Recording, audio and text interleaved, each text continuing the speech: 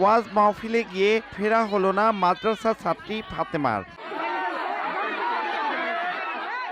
মঙ্গলবার সন্ধ্যায় মুন্সিগঞ্জের সিরাজদিখানে বাড়ির পাশের ওয়াজ মাহফিলে খালার সঙ্গে যায় ফাতেমা আক্তার। এ সময় তার বড় ভাই ৯ বছরের ইসমাইলের কাছে ফাতেমাকে রেখে চলে আসেন খালা। ইসমাইল তার কাজে ব্যস্ত হয়ে পড়লে হঠাৎ রাস্তার পাশে গিয়ে নিখোঁজ হয় ফাতেমা। খোঁজাখুঁজির এক পর্যায়ে স্থানীয়রা আইসক্রিম বিক্রেতা সাব্বির খানকে সন্দেহভাজন হিসেবে আটক করে পুলিশে দেয়। পরদিন বুধবার ফাতেমার মা বিলকিস বেগম বাদী হয়ে সাব্বির প্রধান অভিযুক্ত করে সিরাজদিখান থানায় অপহরণ মামলা করেন। সাব্বিরকে আদালতে তোলা হলে 2 দিনের রিমান্ড মঞ্জুর করেন বিচারক।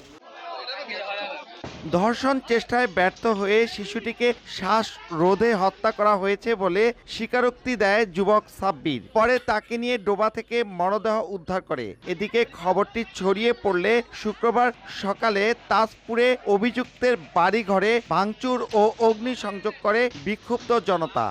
40% বেশি গ্লো, বিশ্বের 1 নম্বর গ্লো ক্রিম, নতুন গ্লো এন্ড লাভলি। আমার বোন ফাতেমাকে যে হত্যা করছে, আমরা ওর সর্বোচ্চ শাস্তি ফাঁসি চাই। প্রত্যেকটা ঘরে ঘরে মেয়ে আছে, বাচ্চা আছে, শিশু আছে। এখন আমরা সুষ্ঠু বিচার চাই। ফাতেমারা যারা মারছে আমরা বিচার চাই, ফাঁসি চাই। তদন্ত করে ব্যবস্থা নেওয়ার আশ্বাস পুলিশের। আসামি স্বীকারোক্তি মূলে গতকাল রাত্রে আমরা ভিকটিমকে পূর্ব রসিনিয়া গ্রামের পুকুর থেকে পানার নিচ থেকে উদ্ধার করি। ভিকটিমকে ময়নাতদন্তের জন্য মেডিকেল হাসপাতালে পাঠানো হয়েছে।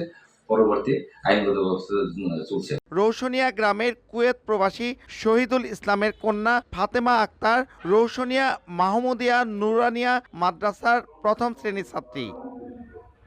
নাসির উদ্দিন উজ্জ্বল, সময় সংবাদ, মুন্সিগঞ্জ।